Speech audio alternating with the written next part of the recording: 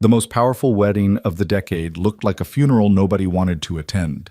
In a cathedral drowning in white lilies and cold silence, Rocco Valenti, the most feared mafia heir on the eastern seaboard, stood at the altar and married a woman the entire criminal world had already decided to bury.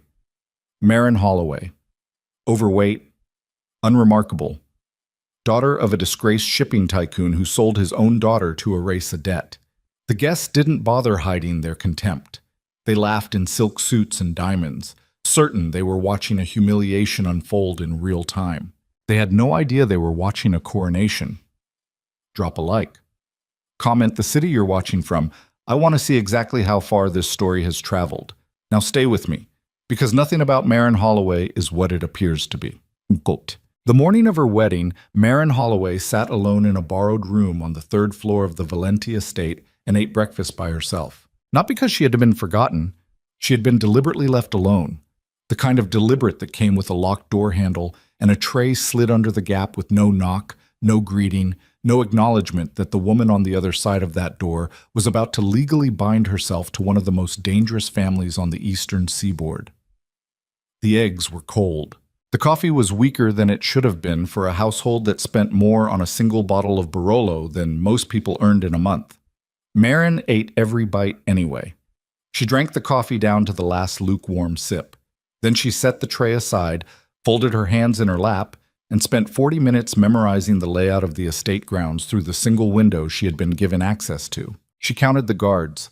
She noted the shift rotations. She watched a black SUV idle for 11 minutes near the east gate before pulling away without discharging a passenger, and she filed that information in the back of her mind, where she kept everything that other people assumed didn't matter. Her phone had been left on the vanity. Nobody had thought to take it. Nobody had thought she would use it for anything beyond checking the time or sending a nervous text to a friend she probably didn't have. Maren picked it up, sent a single message to a contact listed under the name Aunt Teresa, a woman who did not exist and had never existed, and set the phone face down on the marble surface. The message read, Cathedral, 90 minutes, full capture. Then she stood, walked to the mirror they had provided, and looked at herself without flinching. She had learned not to flinch. It had taken years. The first time she had truly mastered it, she had been 16, standing in front of a bathroom mirror in her father's house, while her older brother Marcus's friends laughed outside the door, and she had made a quiet decision that she never revisited and never regretted. She had decided that what people saw when they looked at her was their problem, not hers. What she saw when she looked at herself was something they would never be given access to. She was 31 now. The woman in the mirror was heavy in the way the world had always punished, broad-shouldered, full-faced, carrying weight in places that designer gowns were not made to accommodate, which was why the dress she had been given fit her the way a tarp fits a sculpture. It was expensive and entirely wrong. Some stylist employed by the Valenti family had clearly been given instructions and an approximate size and had made assumptions for the rest. The result was ivory silk that strained at the wrong places and hung loose at others, a veil that sat slightly off-center, and a pair of shoes that were half a size too small because nobody had bothered to ask. Maren adjusted the veil herself.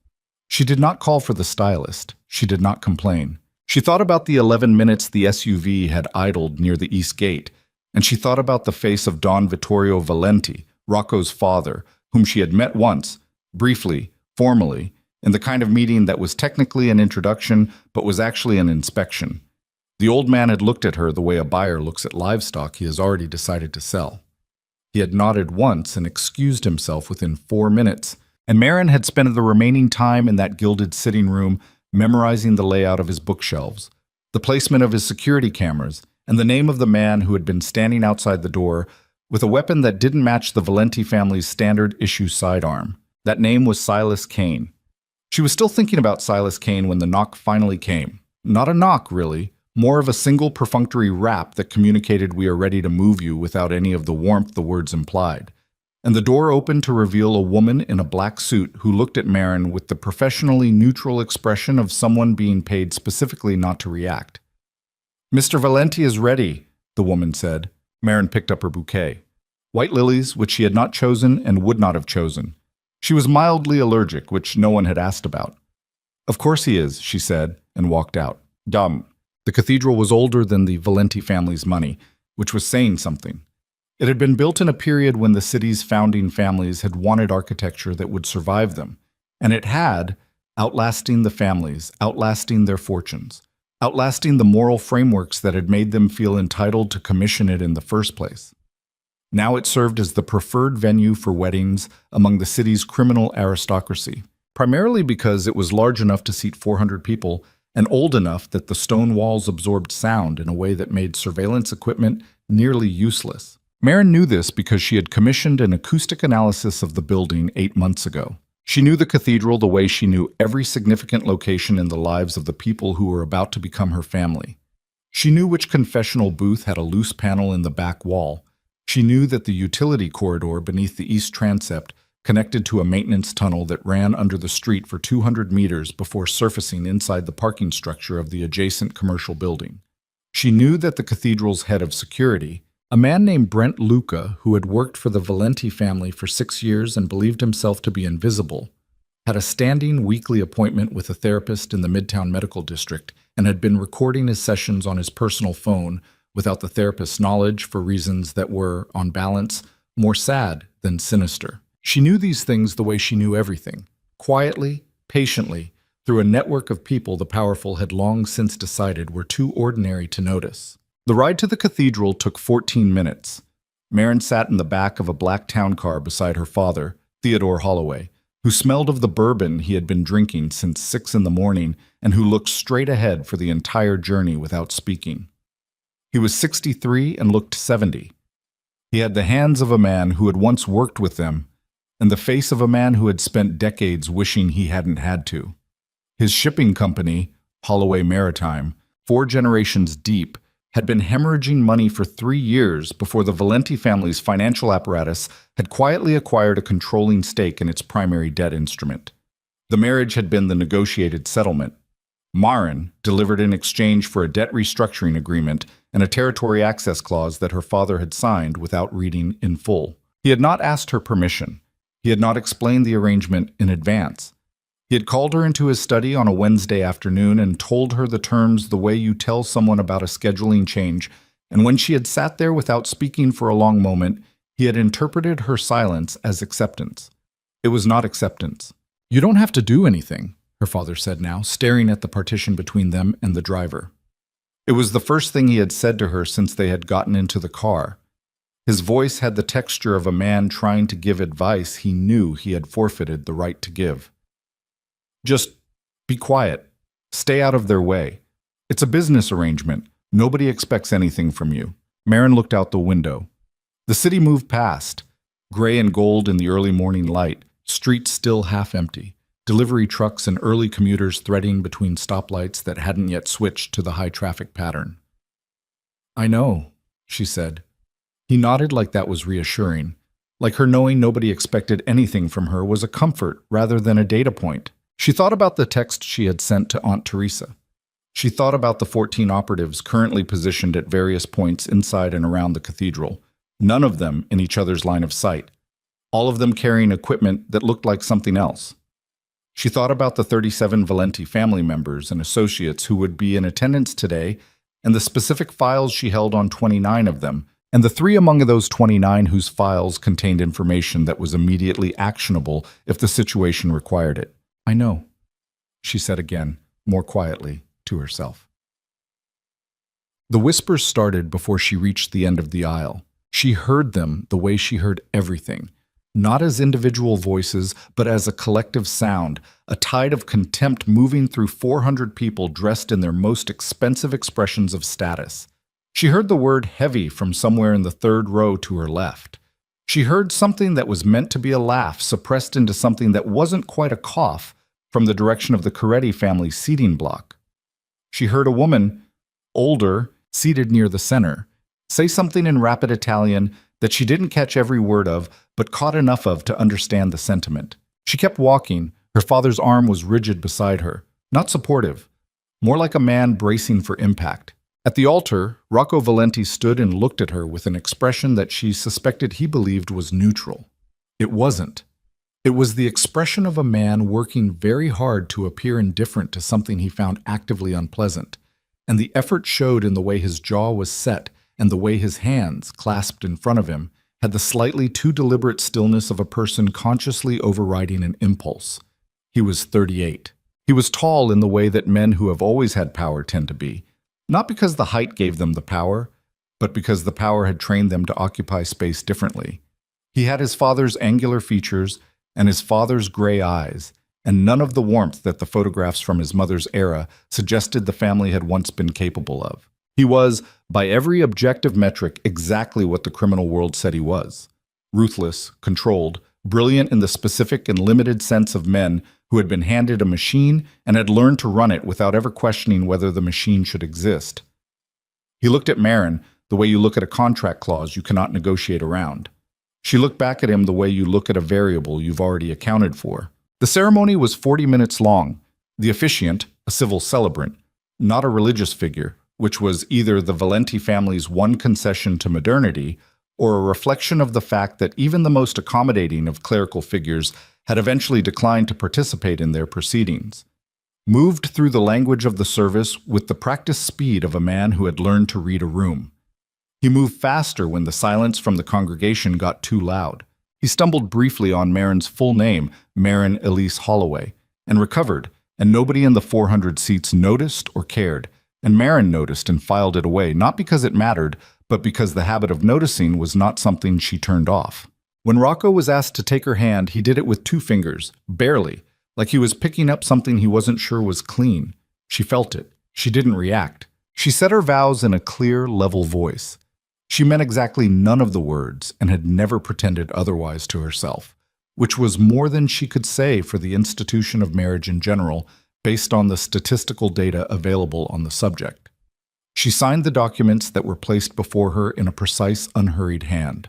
When the ceremony ended and Rocco turned toward her for the expected performative cameras rolling kiss, he pressed his lips to her cheek so briefly and at such an angle that even the photographers directly in front of them would have struggled to capture it as anything other than an almost touch. The 400 people in the cathedral applauded with the specific energy of people applauding something they found distasteful but were required to acknowledge. Marin smiled. It was a very particular kind of smile. Not warm, not performative. The kind of smile that doesn't reach the eyes but doesn't need to because it isn't aimed at the eyes.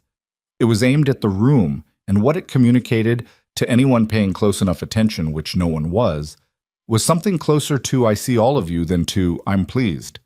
Nobody was paying close enough attention. Not yet. The reception was held in the Valenti family's preferred venue, a converted waterfront warehouse that had been renovated with the specific aesthetic of men who had made enough money to hire designers, but not enough taste to give them meaningful direction. The result was a space that was expensive and cold, all exposed concrete and dramatic lighting and long tables dressed in white linen that looked correct in photographs and uncomfortable in person. Marin was seated at the head table, between her new husband and an empty chair that had been intended for Rocco's younger brother, who had sent his regrets, or rather, who had sent a proxy to deliver his regrets, because sending anything in person was apparently not a feature of Valenti family relations. On her other side sat an elderly woman named Adriana Valenti, Rocco's aunt, who was deaf in one ear and spoke exclusively about the family's history in the south of Italy in the 1960s, and who seemed, as far as Marin could determine, to be genuinely unaware that she was attending a wedding rather than a dinner party. Marin listened to Adriana for 40 minutes. She responded at appropriate intervals. She learned 3 things about the Valenti family's internal structure in the 1960s that she had not previously known, and which were not immediately useful, but which she retained anyway. Across the room, she watched Rocco circulate. He was fluid when he wanted to be. Social in the transactional way of men who understood that politics required performance. He moved from table to table with his hand at various shoulders and his voice pitched for intimacy, and the people he spoke to responded with the specific deference of those who were either genuinely afraid or had been afraid long enough that it had become indistinguishable from respect. He did not look at the head table. He did not look at Marin. 3 tables to the left of center, Celeste Voss watched him the way water watches a drain. Marin had known about Celeste for 6 months. She was 35, blonde in the way that required quarterly maintenance, and had been Rocco's mistress for 4 years with the semi-official status that such arrangements carried in this world. not acknowledged in public, not invisible in private, occupying the specific space between those two positions that required everyone to perform a kind of collective hypocrisy. She wore a deep red dress that cost more than the wedding gown Marin had been provided, and she wore it with the deliberate visibility of a statement. Celeste caught Marin looking. She held the eye contact for a beat longer than necessary and then smiled. Not the kind of smile that meant anything warm, but the kind that meant I know exactly what I am in this room, and I know exactly what you are, and we both know which of us matters.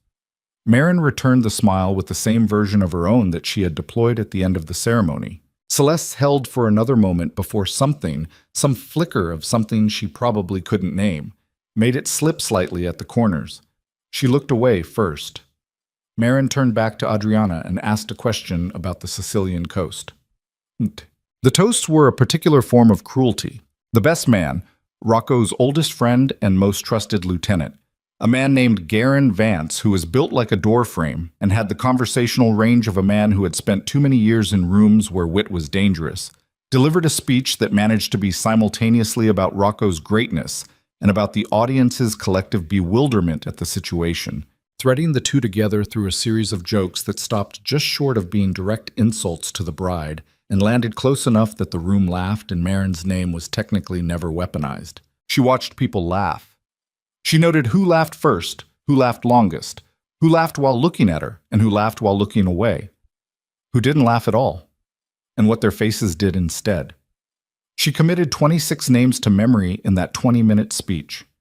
When Garen finished and raised his glass, and the room followed suit, and the sound of crystal rang across the concrete expanse of the warehouse, Marin raised her glass with the rest of them and drank. Then she excused herself from the table. She found the restroom at the end of a corridor that ran behind the service kitchen, not the main guest restroom, which was larger and decorated and populated by women in good dresses touching up lipstick and speaking in the lowered voices of people who suspect they're being listened to, but the secondary facility accessed through a door marked for staff, which she had identified during the venue walkthrough she had arranged under a pretense 3 weeks earlier. She ran cold water over her wrists.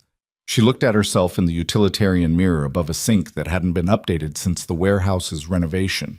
She breathed for exactly 90 seconds, slowly, deliberately, through her nose, and felt the edges of her composure, which were not as sharp as she had maintained them all morning, return to where she kept them.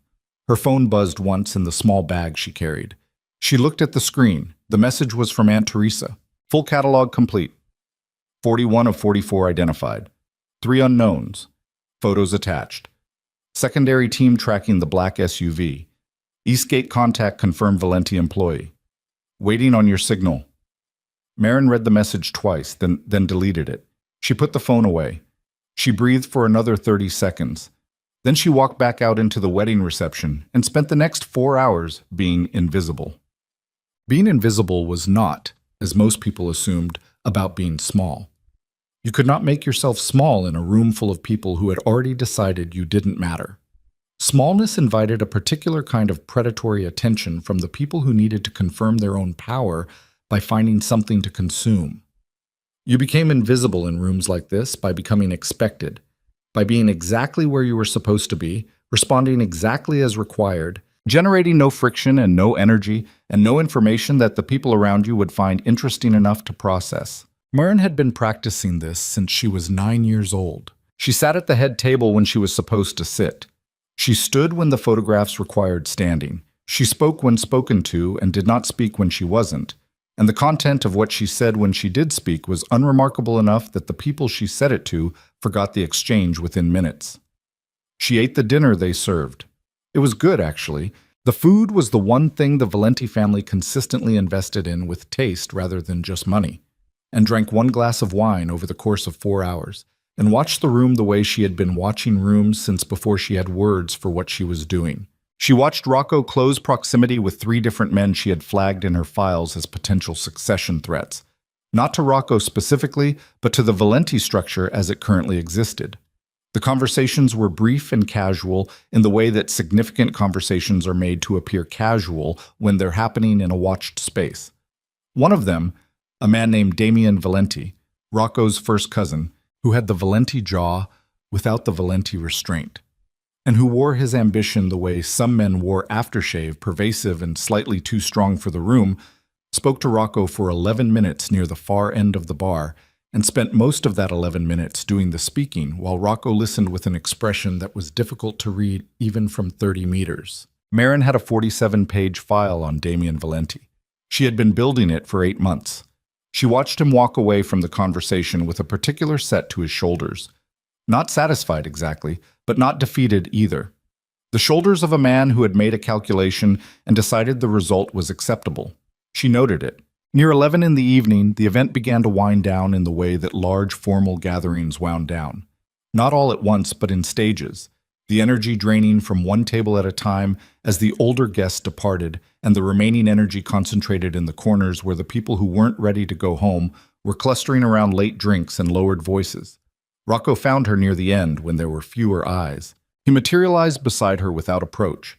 She heard him 2 seconds before he arrived, his footstep pattern distinct from the crowd in a way she had catalogued during the ceremony, and stood close enough to be performing proximity without actually offering it. "You're still here," he said. He said it like he had expected her to have evaporated at some point in the evening. "It's my wedding reception," Marin said. His jaw moved, not quite a smile. Something closer to acknowledging that she had made a point he couldn't technically argue with. "The car will be ready in 20 minutes. You'll be taken to the house." "Our house," she said. He looked at her for the first time all evening with something more than cursory attention. His gray eyes moved across her face in a way that was clearly involuntary, the reflex of a man who was used to reading people and had just processed something in her tone he didn't have a file for. 20 minutes, he said, and walked away. She watched him go. She thought about what she knew about the house. The Valenti primary residence, a 6,000-square-foot stone manor on the north side of the city that had been in the family for 3 generations. She knew which rooms had security cameras and which had been left unwatched because the family had decided that the master bedroom and the study on the second floor were private enough to trust to household staff protocols rather than electronic monitoring. She knew the name of the head housekeeper and that the woman had a sister in the Midlands who was ill. She knew that the safe behind the bookcase in the study, yes, the cliché, the actual bookcase with the actual safe behind it, used a 6-digit combination that had not been changed in 4 years. She knew the combination. She picked up her abandoned glass and finished the last half-inch of wine that had been sitting in it since 8 o'clock, and she thought about Damien Valenti's shoulders. The house was cold in the specific way of houses that were large enough to have rooms nobody used. The housekeeper, a compact woman in her 50s named Rona, who had introduced herself with the professionalism of someone who had been briefed on exactly what to say and not a word more, showed Marin to a bedroom on the second floor that was clearly not the master suite. It was a guest room. A good guest room, wallpapered in something tasteful and furnished with things that cost money, but a guest room. Marin thanked Rona, who nodded once and left. She sat on the edge of the bed in her wedding gown and her half-size too small shoes, which she removed first, and spent a moment with her feet flat on the floor and her eyes closed. Her feet hurt. The backs of her heels had been pressed into the leather for 9 hours, and the skin there was raw, and she noticed it the way she noticed the cold coffee and the loose veil and all the other small violences of the day. Acknowledged, catalogued, set aside. She opened her phone. Aunt Teresa had sent a follow-up. Black SUV registered to Damien Valenti. Driver ID Ed as Polly Hess. Damien's personal security. Circled the cathedral twice before wedding, once after. Also, facial match on unknown number 2 from the guest list. Name is Silas Kane. Not family, not on any public Valenti employee record. Want me to dig? Marin typed back, yes. Full depth. Don't leave anything on the surface. She set the phone on the nightstand. She looked at the room, really looked at it, the way she looked at everything, detail by detail. The crown molding, the window that faced the rear garden, which she could see in the ambient light was larger than the front approach had suggested. The connecting door to the left that opened to a sitting room. The other connecting door to the right that was locked from the other side. She got up. She walked to the right-hand connecting door and pressed her ear against it, very gently. Silence, but not the silence of an empty room. The silence of a room where someone was being very still. She stepped back. She thought about Rocco Valenti's face at the altar. the way his hands had been too deliberately still. The things she had seen move through his expression when she'd corrected him about whose reception this was. She thought about what she was going to do to Damien Valenti when the time came. She thought about Silas Kane, whose name she had seen once before in a context she wasn't yet ready to act on, filed in the part of her network's data where the information was solid but the timing was wrong. She changed out of the wedding dress. She hung it on the back of the door because there was no logical reason to do otherwise, and Marin did not waste effort on gestures of rebellion that couldn't be observed. She put on the clothes she had packed in the small bag, a pair of dark trousers and a gray sweater, and she sat back down on the edge of the bed with her feet on the floor and her spine straight. She had what she needed from today.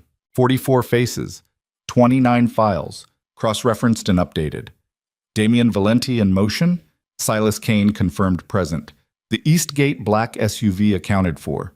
The real work started tomorrow. She was almost calm enough to sleep when the sound came from behind the locked connecting door. Not a voice. Not movement, exactly. Something softer. The specific near inaudible sound that a phone makes when it vibrates against a hard surface, muffled, and then the sound of someone speaking in a very low voice that she was not meant to hear. She could make out 2 words through the door. They were, "She's here." And then, after a pause of approximately 4 seconds, "Yes, I know." And then nothing. Marin sat with those words for a long moment in the dark of a guest room in a house she had just legally become part of but had never been invited into, in a family that had traded her like currency on a day that the entire criminal world had written off as a humiliation. And she thought about which of the 29 people she had files on was most likely to have been on the receiving end of that call. She had 3 names by the time she heard the other side of the connecting door go fully silent. She lay back on the bed. She stared at the ceiling. She did not sleep for a long time, but she was not afraid. And that distinction, in her experience, was the only one that had ever mattered. 48 hours after the wedding, Marin Holloway walked into the Valenti family's weekly internal meeting without being invited. She had not asked for permission. She had not announced her intention. She had simply walked through the door of the war room, a ground floor study at the back of the manor that smelled of old paper and expensive cigars and the specific tension of men who conducted their business in enclosed spaces. At 9 in the morning on a Tuesday, dressed in dark slacks and a white shirt and nothing that cost more than it needed to, and sat down at the far end of the conference table. 6 men looked at her. Rocco, at the head of the table, said nothing for 4 full seconds. Then, "This meeting is private." "I live here," Marin said, "and I'm a Valenti now, which makes this my business." She looked at the table. The documents spread across it, the maps, the handwritten figures in the margins of what appeared to be a financial summary. With the same direct attention, she gave everything. And she watched the 6 men recalibrate their assessment of her in real time and found the result, predictably, inadequate. Garen Vance, the best man, was the first to speak. He laughed. It was a short, dismissive sound. "Rocco," he said. Rocco had not stopped looking at Marin. There was something in his expression she hadn't seen before, Sar. Not anger exactly, something more uncertain than anger. He said, "Give us the room." It took a moment for her to realize he was talking to the other men. Garen's laugh evaporated. The other men looked at Rocco. He didn't look back at them. He kept his eyes on Marin. They left. Garan last, pulling the door behind him with the specific force of a man expressing an opinion without using words. In the silence, Rocco sat back in his chair. "What are you doing?" he said. It wasn't a question. It was the preamble to something he hadn't yet decided how to say. "Introducing myself," Marin said. "Properly. Since we didn't get that at the wedding." His jaw moved. "You want to play at this?" "I want to understand what I'm part of," she said. "I think that's reasonable." "Nothing about this is reasonable." "No," she agreed. "It's not. Your father bought me with a debt instrument. That's not reasonable. But here we are." Something happened in his face then. A very small contraction around his eyes that she couldn't yet read fully, but which she registered. It was gone in an instant. He was good at containment. She would give him that. Better than most men she had met in his position. "You'll be given a household account," he said, "and a vehicle. You'll be expected to—" "To what?" she said, when he paused. He looked at her. "To stay out of the way.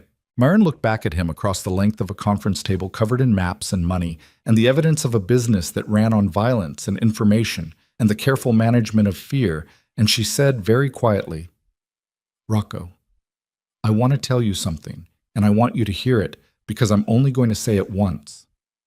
He didn't speak. His stillness had changed. She could feel it, the difference between the performed stillness of the ceremony and something that was more involuntary. "I am not going to stay out of the way," she said.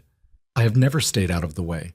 I have been very patient about appearing to, and I understand why that appearance has been useful, and I'm going to continue to manage appearances carefully because that's good strategy. But you should know right now, from the first real conversation we are having, that I am not a variable you can minimize. I am not a liability you've inherited. I am something else entirely, and I think, if you're as intelligent as your reputation suggests, you might want to think carefully about what that means before you decide how to treat me." Rocco Valenti looked at her for a long time. Then he said, "Get out of my war room." Marin stood. She smoothed the front of her shirt. She picked up her phone from the table where she had set it when she sat down in a deliberate gesture she was certain he had clocked. She walked to the door. At the threshold, without turning around, she said, "Damien is siphoning from the Southern Territory accounts. Has been for approximately 7 months. You might want to look at the transfers." She left. Behind her in the war room, she heard nothing. Not a word. Not a sound. Just a silence that had a different texture than the one she had walked into. And somewhere behind that silence, she was fairly certain, was the sound of a man beginning to recalculate everything.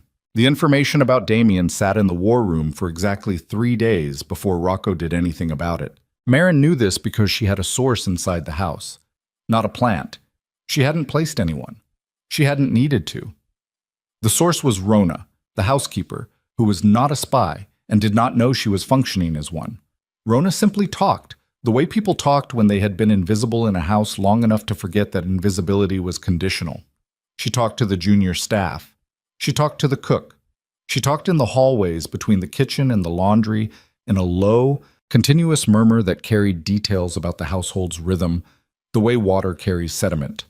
Not intentionally, just as a function of movement. Marin listened. By Wednesday morning, she knew that Rocco had spent most of Monday night in the study alone. She knew he had made 4 calls between 11 and 2 in the morning. She knew he had not eaten dinner Tuesday and had sent his plate back to the kitchen untouched. She knew he had met with Garen Vance for 2 hours on Tuesday afternoon in the rear study.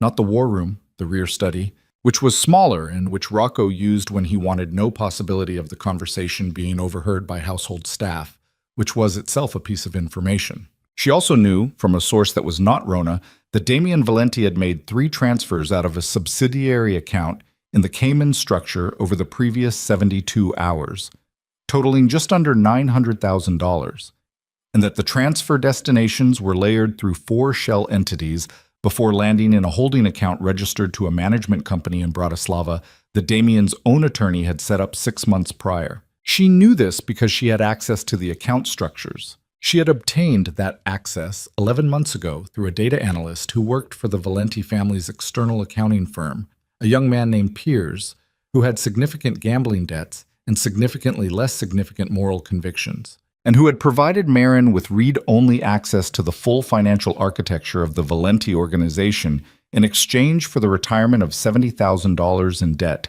that she had quietly purchased from the casino operation holding his markers. Piers did not know her name. He knew her as a contact number and a voice that gave him instructions. She had 17 people like Piers in various positions across the Valenti organization and its adjacent structures. She had never met most of them in person. She had never needed to. On Thursday, Celeste Voss came to the house. Marin heard the car arrive. She was in the upstairs sitting room adjacent to her guest room. She had begun thinking of it as her office because she had arranged it as one, with a laptop and a small external monitor she'd had delivered, and a chair she'd requisitioned from the storage room at the end of the hall.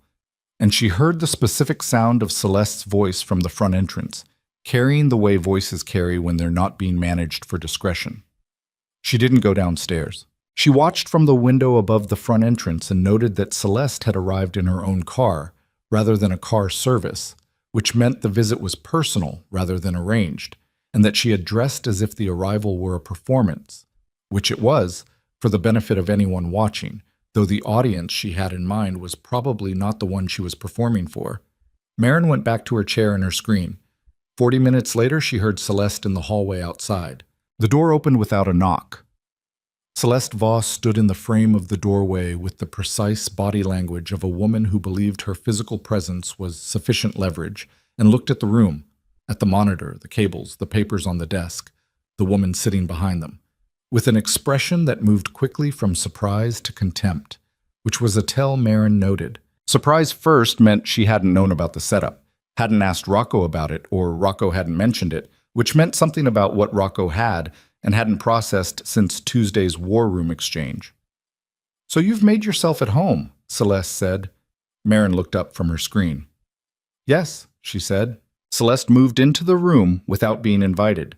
She was beautiful in the engineered way of women who had decided their appearance was a professional asset and had invested accordingly, and she moved with the comfort of someone who had been in this house many times and considered it familiar territory.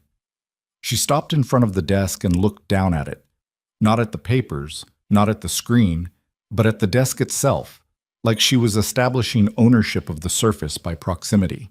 "I think we should have a conversation," Celeste said. "We're having one." "About what this is." She gestured vaguely at the room and presumably at its occupant. Marin folded her hands on the desk. "What do you think this is?" "A transaction." Celeste's voice was flat and certain, the voice of someone stating a thing they have committed to believing because the alternative is unbearable. "He married you because his father required it. His father required it because of your father's debt. Rocco doesn't want you here. He doesn't—" She paused, and the pause was just long enough to be deliberate. "Feel anything about you. You understand that?" Marin looked at her. Celeste held the look, but something was off about the angle of her chin, elevated by 2 degrees too many, the way a person's chin goes when they're compensating for something. "Is that what he told you?" Marin asked. "He didn't need to. Or he told you something else, and you've decided that this version is easier to carry," Marin said, not unkindly, just as a statement of observed fact. The chin came down a fraction, then came back up. "You should be careful," Celeste said, and her voice had dropped to a register that was clearly meant to be threatening. "About what you think you're doing here. About what you think this situation gives you access to. There are people in this family who don't want you in it, and they have a great deal more ability to—" "Celeste," Marin said. The use of her name stopped her. "I'm going to tell you something that I told Rocco on Tuesday," Marin said. "And I want you to hear it the same way I asked him to, because I mean it the same way. You have one warning. One. This is it." Celeste stared at her. Her lips parted slightly. "That's all," Marin said, and looked back at her screen. The room was very quiet for a moment. Then Celeste made a sound. Short, almost laughing, the sound of a person categorizing what they've just heard as absurd. And she turned and walked out. Marin listened to her footsteps down the hall. She listened to the sound of the front door, distant, and then the car engine starting outside. She made a note in a file she kept on her laptop under an encrypted folder. The note read, "CV. Approached. Warning given. Clock starts now." Eat. The first social event came 9 days after the wedding. It was a fundraising gala at the Alderton Hotel, the kind of event that occupied the specific space between legitimate philanthropy and organized crime's preference for venues where wealth displayed itself in ways that made it look unimpeachable. The Valenti family attended every year. Their donation was the 3rd largest on the published benefactor list, which was not a coincidence, but a calculation about the precise amount of visible legitimacy a criminal organization could purchase without attracting the kind of attention that came with being the top donor. Marin wore a dark navy gown she had ordered 2 weeks before the wedding and had altered precisely to her measurements, which was the difference between the dress and the wedding gown in a way that was immediately visible to anyone who looked. Though most of the people in that ballroom had decided before she arrived what they were going to see when they looked at her. Rocco did not touch her when they walked in. He walked slightly ahead, not dramatically, not insultingly, just enough to establish a distance that communicated something to the room without committing to it overtly. She led him. She found her own path through the crowd. She accepted a glass of something sparkling from a passing tray. She spoke, over the course of the next 40 minutes, to a woman named Helena Marks, who ran the city's largest private waste management contract, and who had a business relationship with the Valenti family that appeared in no official documentation but existed clearly in the pattern of city council votes over the preceding 3 years. Helena was 62 and sharp, and had been underestimated by every man she'd ever done business with. And she recognized Marin within the first 4 minutes of conversation with the specific recognition of one kind of person spotting another. "You're not what they expected," Helena said over the rim of her glass. "No," Marin agreed. "That'll either protect you or kill you." "I know," Helena smiled. It was genuine. "I'll put my money on protect." The two women stood together for another 20 minutes and discussed, among other things, a port access contract that had been in arbitration for 14 months. Marin asked 3 specific questions. Helena answered them with the carefulness of someone who wanted to answer but was still calculating the cost. By the end of the conversation, Helena had agreed to a follow-up meeting the following week.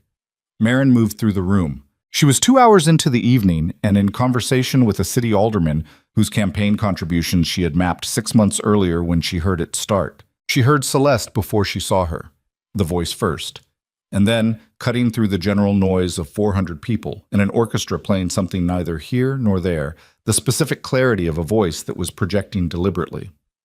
Not shouting. Projecting. The way you project when you want to be heard by everyone in a 10-foot radius while maintaining plausible cover of ordinary conversation. Honestly, what was Vittorio thinking? I mean, everyone's asking the same question. The woman showed up to her own wedding looking like she'd been dressed by someone who lost a bet. Marin excused herself from the alderman, who looked briefly relieved. She moved toward the voice with no urgency. She set her glass on a table she passed because she preferred not to be holding something when she arrived. She came around the edge of a cluster of people near the bar and found Celeste at the center of a group of 6, 2 women she recognized as wives of Valenti Capos, 1 woman she didn't, and 3 men who were watching Celeste with the appreciation of people being entertained at someone else's expense. The group saw Marin approaching at different moments, in a kind of staggered realization, and the sound of their collective recognition moved across them like a wave, and one by one their expressions shifted in the way of people recalculating what they are part of. One of the men looked at the floor. One of the women pressed her lips together. Celeste, who was mid-sentence, caught the change in her audience and turned. She saw Marin. She did not flinch. Whatever else Celeste Voss was, she was not a woman who flinched in public. She smiled. "Marin," she said, and the performance in the word was exquisite. Warm, surprised, the smile of someone who had nothing to hide. "We were just—" "I heard," Marin said. Silence in the immediate circle. The orchestra continued. The rest of the ballroom continued. But in this 10-foot radius, the air had a quality that made the 6 people in it very still. Marin looked at Celeste for a long moment, not cold, not angry, something that was neither and was more unsettling than either would have been. Then she looked at the group around her, one face at a time, in a way that was quiet and unhurried, and which none of them appeared to enjoy. Then she looked back at Celeste and said, with a pleasantness that was completely sincere in its surface and completely empty in its interior, "I think you've made a mistake." Celeste's smile stayed. "I'm sorry?" "I think you've made a mistake in your reading of the situation," Marin said. "I hope, for your sake, it's not the same one twice." She held Celeste's gaze for exactly 3 seconds after that. Then she picked up a fresh glass from the bar behind Celeste's left shoulder, said a pleasant goodbye to the group, and walked away. She heard the group decompress behind her as she moved, the sound of breath released and voices rising again, and Celeste saying something that would be restored confidence, because the alternative was impossible for a woman in her position to maintain in public. Marin sipped her drink and thought about a phone call she needed to make before morning. 4 days later, Celeste Voss missed a lunch appointment with the wife of one of the Moretti family's senior men. The day after that, she missed a standing dinner reservation. On the 3rd day, her phone went to voicemail on every number. Her apartment in the Meridian building on the west side showed no activity on the keycard access log. Her car was in the parking garage under the building, unmoved. By the end of the week, the absence had generated its own gravity. It pulled conversation toward it. People began speaking about it in the specific lowered tones reserved for things they didn't want to examine too closely. Marin heard it from Helena Marks at their follow-up meeting on Thursday morning at a quiet restaurant Helena had suggested. "Word is that Celeste Voss has disappeared," Helena said, over coffee that was properly made. "You know anything about that?" Marin looked at her across the table. "Should I?" Helena was quiet for a moment. She turned her coffee cup a quarter turn. She looked at Marin with the measuring attention of someone revising an estimate. "No," Helena said. "I don't suppose you should." And then she changed the subject, and they discussed the port contract for 40 minutes. And by the end of it, Helena had offered an access that was worth considerably more than a lunch. Rocco found out about Celeste on Friday. Marin knew because she was in the downstairs sitting room when he came back from wherever he'd been. She had stopped tracking his schedule closely because it generated more information than she currently needed, and she was managing her attention carefully. And she heard him stop in the hallway outside the sitting room door. She was reading, or appearing to read. The book was open in her lap and her eyes were on the page, but her attention was on the hallway. He didn't knock. He opened the door. He stood in the doorway the way men stand when they're too controlled to let the anger into their posture, but not controlled enough to keep it out of their eyes. His tie was loosened. He'd been somewhere that required a suit and had driven back, she guessed, alone, without the buffer of other people. "You know about Celeste," he said. "I heard she's been hard to reach," Marin said. "Don't do that." "Do what?" "That." His voice dropped a register. "That thing where everything you say has 2 floors and I'm only allowed on the first one." That was more articulate than she'd expected. She looked at him. "I don't know where Celeste is," she said. "That's a true statement." "But you know something." Marin set her book down. She looked at her husband, really looked at him, the same way she had at the altar, which was the way she looked at everything. But this time with something additional that she hadn't been carrying at the ceremony. Something that was trying to form a shape in the space between what she understood about him analytically and what she was beginning to understand about him in the less mappable way that proximity produced. "I gave her a warning," Marin said. 2, actually. One at the house, one at the Alderton Gala. I told her she was making a mistake. His jaw moved. "A warning. That's all I gave her." "And what?" He stopped. Started again. "What does that mean?" "For you. To give someone a warning." She looked at him steadily. "It means I see what they're doing. It means I've thought about it. It means I've decided that they have the option to stop before the situation changes. And if they don't stop, then the situation changes." The hallway behind him was empty. The house was quiet in the particular way of a house that had staff who understood when to be elsewhere. He looked at her for a long time, and she could see him processing. Not the surface of what she'd said, but the structure under it, the thing he had been reaching toward since Tuesday in the war room. "Who are you?" he said. Not hostile, something that was almost genuine. "Your wife," she said. He left. What? The Damien situation broke open on a Tuesday exactly 3 weeks after the wedding. Rocco had clearly done his own investigation. Marin had known he would.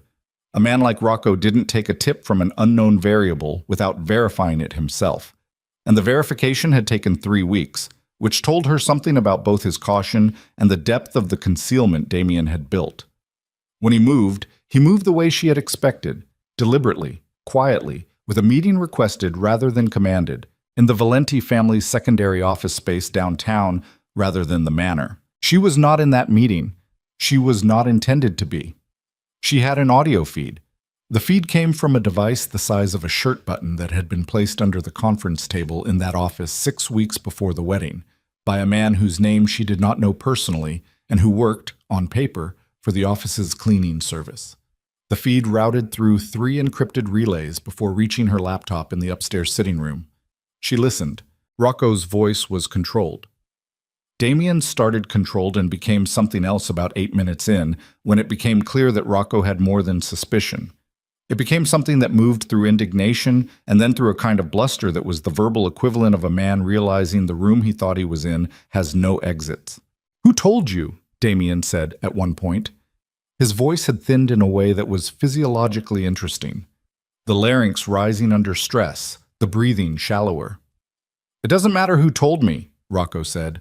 "It matters to me." Then you're asking the wrong question. A pause. In the pause, Marin heard Damien's breath, unsteady, working. She heard him recalibrate. And then she heard the shift. The specific shift in a man's voice when he stops being defensive and starts being something more dangerous. You know what your problem is, Damien said. You've always been too trusting of the wrong people. Your father knew it. I know it. And now you've brought this woman into the house, this nobody, this joke, and you're letting her— Don't, Rocco said. One word. Silence. Don't, he said again, quieter. The meeting ended 16 minutes later without resolution. Damien didn't admit anything. Rocco didn't threaten anything overtly, and both men left the room with the specific tension of people who have confirmed the shape of a conflict without yet committing to its form.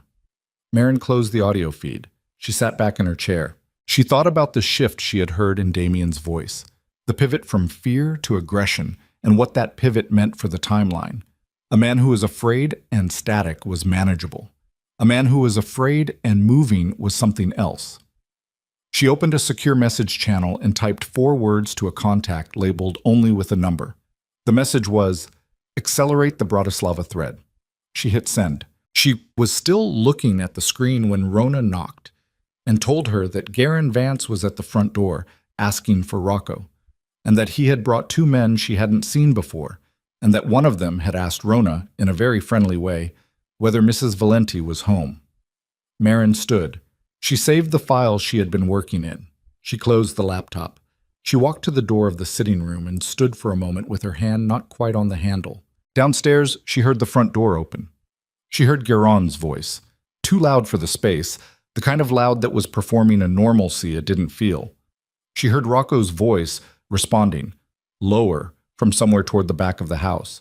And then she heard the third voice, one she didn't immediately place, male, low, saying something to one of the 2 men he'd brought with him, not to Guérin, not to Rocco, in a murmur that was too controlled to be casual. Something in it made the back of her neck cold. She moved to the window at the end of the hall. She looked down at the driveway. The car in the driveway was not Garen's usual vehicle. It was a dark 4-door she hadn't cataloged, and the plates were from a rental agency in a district that was not where Garen lived or worked.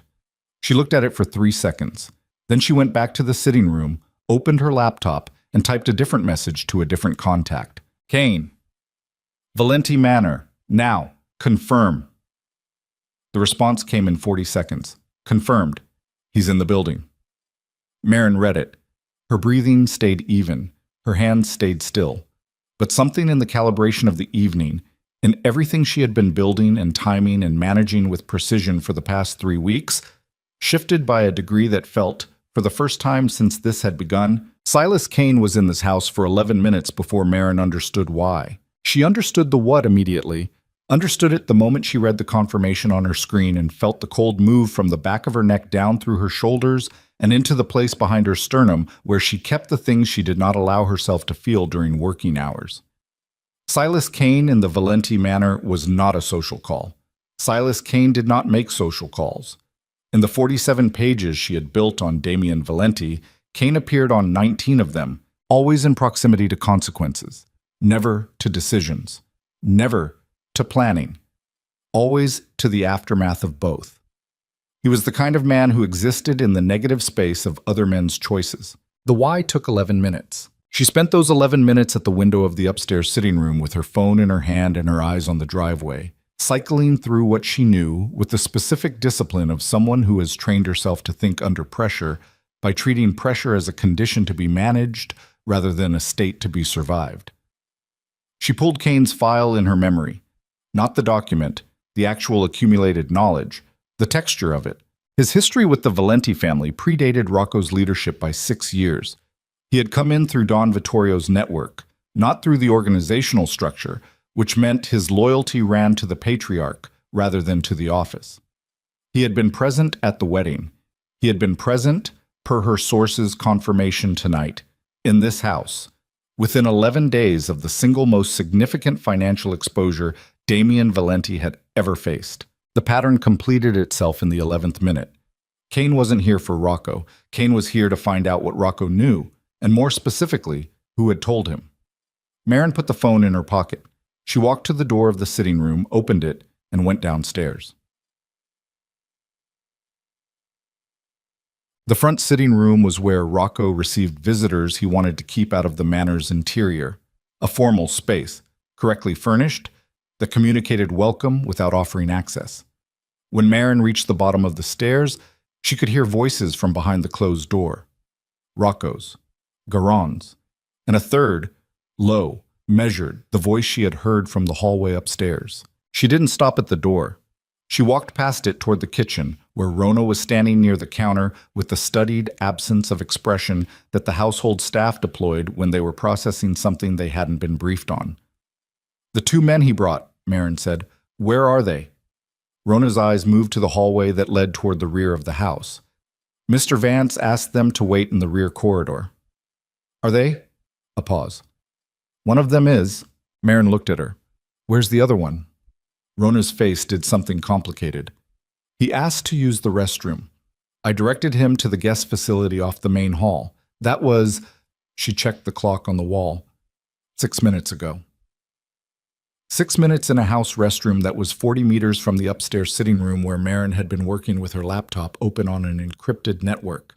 She left the kitchen without another word. She moved quickly now, not running, but the gait of someone for whom urgency and visibility were in opposition. The guest restroom door was closed. She passed it without stopping and went to the base of the stairs and looked up the stairwell. The upper hallway was empty. She went up. The sitting room door was ajar by 4 inches. She had left it fully closed. She pushed it open. The room was empty. The laptop was on the desk where she had left it. But the chair had been moved. Not dramatically. 8 inches to the left of where she kept it, which was a specific 8 inches because the chair's original position had been chosen deliberately to keep the screen's angle from being visible from the doorway. 8 inches to the left put the screen in full view of someone standing in the doorway. She crossed to the laptop in 3 steps and checked the session log. The screen had been active, not locked, because she had not locked it when Rona knocked. She had simply closed the lid, and the lid had not fully engaged, and the machine had not gone to sleep because she had disabled the automatic sleep function months ago for operational reasons. The session showed a 12-second gap in keyboard activity approximately 4 minutes ago. 12 seconds was enough to read a screen. It was enough to photograph a screen.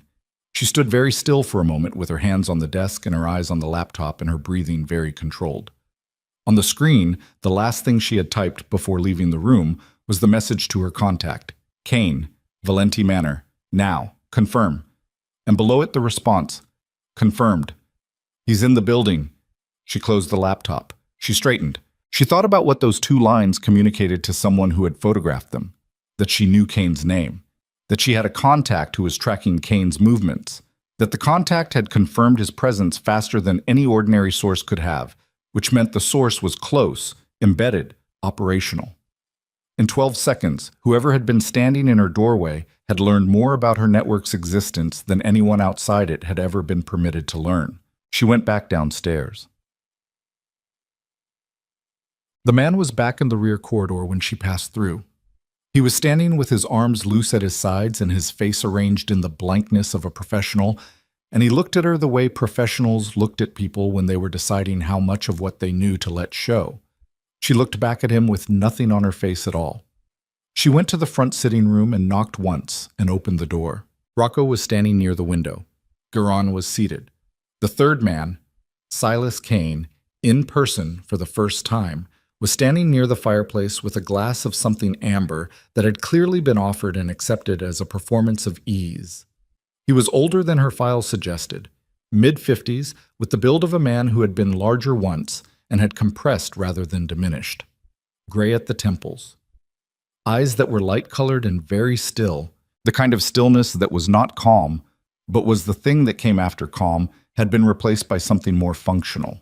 All 3 men looked at her when she entered. "Marin," Rocco said. One word, containing a question and a warning and something she didn't have time to parse. "I'm sorry to interrupt," she said, which was not true. "I wanted to introduce myself." She looked at Kane. "We haven't met." Kane looked at her for a moment before responding. The moment was very precisely the length of a man deciding something. "No," he said. We haven't. His voice was what she had heard from upstairs. Low, measured, with the particular flatness of a man who had learned to remove affect from his speech the way you removed identifiers from a document. Silas Kane, she said. You were at the wedding. Something moved in his eyes. I was. I didn't see you on the guest list. Garen shifted in his chair. Rocco's jaw moved in the way she had begun to catalog. The micro-contraction that meant he was processing something he hadn't expected and was deciding whether to intervene. Kane smiled. It was a functional smile, assembled from the correct components without any of the underlying material. I was there as a guest of Don Vittorio, he said, family adjacent. Of course, Marin said. She held his gaze for exactly the 3 seconds that were enough to communicate that she had heard what he'd said and had already filed it next to what she knew, and that the gap between those two things was something she intended to explore. Then she looked at Rocco. I'll leave you to it. She left. Sat. In the kitchen, she told Rona to bring coffee to the front sitting room in 15 minutes.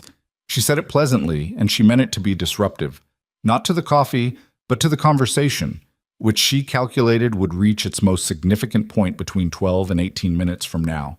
And the arrival of coffee in the middle of that point would either compress it or reveal what it was about by the way the three men managed the interruption. Then she went to the rear corridor. The man who had been in her room was standing where she had left him. Up close, he was younger than she had registered, early 30s, with the kind of face that was forgettable by design. He looked at her with the professional blankness. You have good instincts, she said. Moving the chair was a mistake, but reading the screen was smart.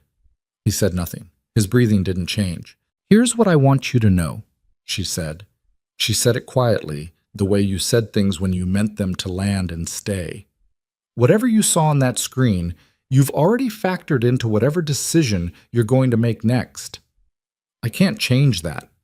But I want you to think very carefully about who you report it to and what you think they'll do with it, because the answer to that question determines how the next 2 weeks of your life go. She paused. My information on the people you work for is considerably more complete than what you just read on my screen. Keep that. She walked away before he could respond. She heard nothing behind her, no movement, no voice. That was either discipline or the paralysis of a man recalculating. She went upstairs and moved her laptop to a different room. Kane left the house 40 minutes later. Garan left with him.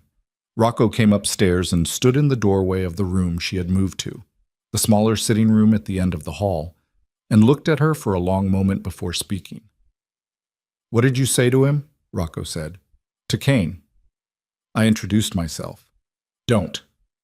His voice had the texture of the Tuesday morning in the war room, but with an edge under it that was new. What did you say? Marin looked at him carefully. He was working harder than usual to contain something. Not anger, she had learned to read his anger by now, but something closer to alarm. On Rocco Valenti, alarm was a profound tell. What did he say to you? She said. His jaw moved. For a moment she thought he wouldn't answer. Then, he said, my father wants a meeting. About what? About the fact that my father received information this afternoon that someone inside this house has been running an intelligence operation against the family. The room was very quiet. Marin held her expression where it was. She did not blink. She did not move. She kept her hands loose in her lap and her spine straight and her breathing on its normal pattern, and she thought, with the clarity of someone who had just heard a wall crack under its own weight, about the 12-second gap in her keyboard log, and what had been on that screen and how fast it had moved. Too fast. Kane hadn't just photographed her screen and filed it for later. Kane had transmitted it immediately, which meant he'd come to the house already knowing what he was looking for, and what he had found had confirmed something he had already been told to expect. Someone had moved before him. Someone had already given Don Vittorio the shape of what Marin was before Kane walked through the front door tonight. Who told your father? She said. He didn't say. When was the information received? This afternoon, before Kane came here. His eyes were on her face with an attention that was different from the catalog and dismiss attention of the wedding or even the measuring attention of their previous exchanges. This was the attention of a man looking at something he's not sure how to hold. Marin, what is this? What have you been doing? She thought about what to say. She thought about it for exactly 4 seconds, and then she made a decision she had been postponing because the timing had not been right, and she accepted that the timing had now been made right for her by someone she had not yet identified. "I'm going to show you something," she said, "and I need you to let me show you all of it before you react. Can you do that?" He looked at her. "Rocco." "Show me," he said. She took him to the room she had set up as her office. She opened the laptop. She showed him the architecture. Not all of it, not the sources, not the names, but the shape. The network map she had built that laid the Valenti organization and its adjacent structures across a schematic that showed every significant financial relationship, every external political connection, every pressure point and vulnerability and hidden liability that her system had surfaced over 14 months. He stood behind her and looked at it and said nothing for a very long time. She watched his reflection in the darkened window beside the desk. She watched his face move through things she didn't have names for yet. "How?" he said, finally. "Slowly," she said, "and through people no one was watching. The Damien information." "Yes. You've had access to our financial structure, to the external architecture, not the internal ledgers." A distinction she was choosing to draw now for accuracy, not protection. "I can see the shape of money moving, not the originating accounts." His reflection was very still. "And Celeste," she turned in her chair to look at him directly. "I told you. I warned her. What happened to Celeste is not something I did, but something you know about. I know that she's somewhere she chose to go when she understood what I was and decided that proximity to this family was no longer worth the cost." She watched him. That's all I'll say about it. He pulled his eyes from the screen and looked at her. Up close, with the laptop's light on his face, he looked different than he did in the house's other spaces. Younger, somewhere under the controlled exterior, or maybe just more exposed. "My father is going to come for you," he said. "Whatever he's been told, he doesn't forgive threats to the structure. He doesn't—" He stopped. "You understand what he'll do." "I understand what he'll try," she said. "That's not the same thing." "No, it's not." He looked at the screen again, then at her. The thing that moved across his face in that moment was complex. Too complex to flatten into something she had a word for. It contained what might have been fear, and what might have been something that was not admiration exactly, but was the involuntary response of a person encountering a scale they hadn't anticipated. "Why?" he said. "Why any of this? Why come into this house and build this? Why not just—" "Just what?" she said. "Disappear? Accept it? Be the thing they traded me in as?" Her voice stayed level. It cost her something to keep it there, and she was aware of the cost, and she paid it anyway because control was the one currency she had never been willing to spend carelessly. "I was brought here as a transaction, Rocco. Your father bought me. Your family laughed at me. The world decided what I was before I walked in the door." She paused. "I decided something different." The room was very quiet. He opened his mouth, closed it. His phone went off. He looked at it. His face changed, all of it, the complexity and the exposure and whatever had been forming in the space between them, flattened into something operational. "It's my father," he said. "I know." He looked at her. "He wants me there tonight." "I know that too." "Marin, go," she said. "Go and listen, and don't commit to anything until I've had 12 hours. She held his eyes. "Can you do that?" He looked at her for a moment longer than the situation required. Then he said, 12 hours. He left. She listened to him go down the stairs. She listened to the front door. She listened to the car. Then she opened a separate encrypted channel on her laptop and typed rapidly to a contact labeled R7. "Compromise confirmed. Source unknown. Need full audit of network access in the last 72 hours. Someone outside the system knew to look before Kane arrived. Find the thread." The response came in under a minute. Already running.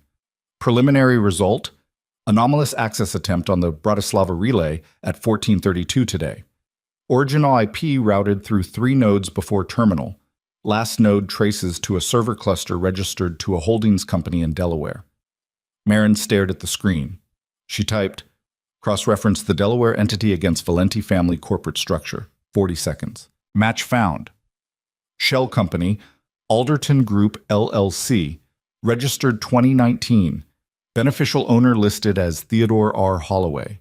She read it twice. The name on the screen was her father's. She sat with that for a long time. She sat with the sound of it, the specific silence of a thing you have prepared yourself for in the abstract, and discovered you were not prepared for in fact. Her hands were flat on the desk.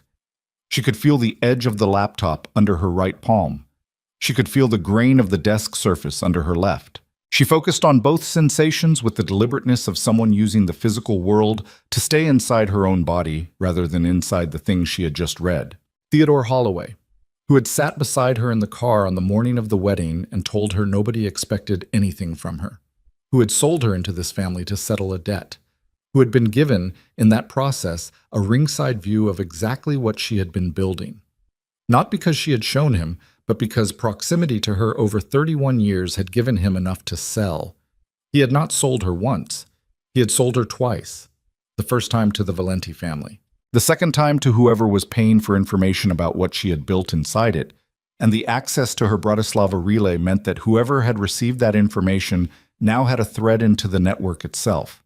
Not deep, not comprehensive, but a thread was enough. A thread was enough to unravel a network built across 14 months if the person holding it knew what they were pulling. Maren had 40 minutes before they knew she knew. She made a decision in the space between one breath and the next. The kind of decision that didn't feel like a decision because it arrived already complete, already committed to. Because the only alternative was to sit in a chair in a borrowed room in a house that had never wanted her and wait for men who had decided she was finished to come and confirm it. She had not built what she had built by waiting for confirmation of other people's conclusions about her. She opened every active channel simultaneously. To R7. Lock the Bratislava relay. Sever it from the primary network. Whatever's been accessed stays contained to that node. Do not let it propagate inward. Then burn the node. To a contact labeled groundwater. Activate the Damien package. Full release, all documentation, all transfer records, all Bratislava entity filings. Recipient list alpha. Do it now. To a contact labeled parish. I need eyes on Theodore Holloway in the next 30 minutes. Location and company. Don't approach. Then she closed the laptop. She picked it up. She carried it to the bathroom at the end of the hall and ran the bathtub and put the laptop in the water and stood and watched the screen go dark. She felt nothing about it except the calculation of what she had lost and what she had not. What she had lost, the Bratislava relay, compromised. Approximately 11% of her active monitoring infrastructure, which had been routed through that node. 3 months of financial tracking data that she had not yet migrated to the hardened archive. The element of surprise with Don Vittorio, which she had intended to retain for another 3 weeks. What she had not lost, the hardened archive itself, which lived on a server she had never connected to the Bratislava relay, and whose location was known to 2 people in the world, one of whom was her. The primary source network, Piers, the analyst, and 16 others, none of whom had ever been connected to any relay Damien's people could have accessed. The Damien package, which was now in motion and could not be recalled. And the 47 pages on Damien Valenti, which existed in her memory and in the archive, and nowhere else that could be reached tonight. She stood in the bathroom and looked at the drowned laptop and thought about her father. She thought about him for exactly 60 seconds, which was more time than she had available and more than she intended to give him. And at the end of those 60 seconds, she had processed the shape of what he had done. Not the why, she understood the why. Men like Theodore Holloway sold what they had access to because access was the only currency they had left after they had sold everything else. And she had put it where she put things that required her emotional response and could not receive it yet, and she walked out of the bathroom and went downstairs. The house was quiet. Rona had gone home. The night staff, a rotating pair of household security men, the Valenti family assigned, were at their stations at the front and rear entrances. Maren walked to the front station and looked at the man behind it, who was young and had been here 8 months and had a sister in the university system whose tuition was paid by a fund that she had not set up for that purpose, but whose existence she was aware of. "I need a car," she said. He looked at her. "Mrs. Valenti, Mr. Valenti left instructions. I know what he left." She kept her voice level and her eyes on his face with the specific attention that communicated that she was not asking. I need a car, not the house vehicles. I need you to call me a private car service, not the one the family uses, a different one. Can you do that? He looked at her for a moment longer. Then he picked up his personal phone. She was outside in 6 minutes. She went to her father's house, not the family home that had been sold 3 years ago when Holloway Maritime had begun its decline, stripped to service debt before the debt itself was stripped away by the Valenti acquisition. She went to the apartment he had moved into after the sale, a building in the East District that was more than he could afford, and which he had taken anyway because Theodore Holloway had never learned to size his life to his actual circumstances, which was the root of every problem he had ever created and which he had spent 63 years making other people pay for. Parrish's message reached her in the car. Holloway in residence, alone as of 20 minutes ago. One visitor departed at 21:14. Male, 50s, did not use main entrance. Male 50s did not use the main entrance. Kane had been here before coming to the manor. She sat with that for the 7 minutes it took the car to reach her father's building, and she thought about the sequencing. Kane visiting Theodore before coming to the house, meaning the information had moved from her father to Kane, to Don Vittorio, to the Bratislava access attempt, all within a single afternoon. It was fast, too coordinated for something improvised. This had been planned for longer than one afternoon, which meant her father had been in contact with Kane's principal for longer than tonight, which meant the relationship predated. She thought about Damian Valenti's shoulders at the wedding reception. The pivot from fear to aggression in the downtown meeting when he said you've always been too trusting of the wrong people. The specific framing of it, not a general accusation, a targeted one, aimed at Rocco. But containing, she now understood, a specific piece of information that Damian had been holding. The wrong people he meant was not Garin. It was not a capo. It was the woman Rocco had brought into the house and hadn't yet looked at closely enough. Damian had known about her before Rocco did. Damian had found Theodore Holloway, or Theodore had found Damian, the direction didn't matter, and the arrangement between them had been running parallel to her own operation, a counter-thread she hadn't identified because she had been looking at Damian's moves inside the organization and had not looked at his moves outside it, toward her own origin point, toward the man who had made her and sold her and apparently hadn't stopped selling. The car stopped. She paid in cash and got out. Her father opened the door in a bathrobe and the expression of a man who had been expecting someone and had not expected it to be her. That expression, the specific sequence of it, the flicker of something that might have been guilt, replaced instantly by the performance of surprise, told her more than the 47 pages on Damian had told her about the shape of what she was walking into. "Marin," he said. His voice was careful. "It's late. I didn't know you were—" "Let me in," she said. He stepped back. She walked past him into the apartment, which smelled of bourbon and the specific stale air of spaces where a person has been sitting alone for a long time with their thoughts. The living room had the remains of a meal on the coffee table and a television showing something he hadn't been watching. She turned to face him. He had aged since the wedding, not in the way people aged over weeks, but in the way people aged under pressure. The skin looser under his jaw, the eyes carrying something heavy and horizontal that hadn't been there in the car on the morning of the ceremony. "Silas Kane was here tonight," she said. He said nothing. "Before he came to the house. He was here." She watched his face with the full attention she gave things that mattered, which was all of her attention, and she saw the micro movements that his face made around the silence, the slight tension around his eyes, the almost imperceptible shift of his weight toward the door he'd just closed, the way his hands moved to the pockets of his robe with the purposeless seeking motion of a man who needs to put his hands somewhere while his mind works. "Dad."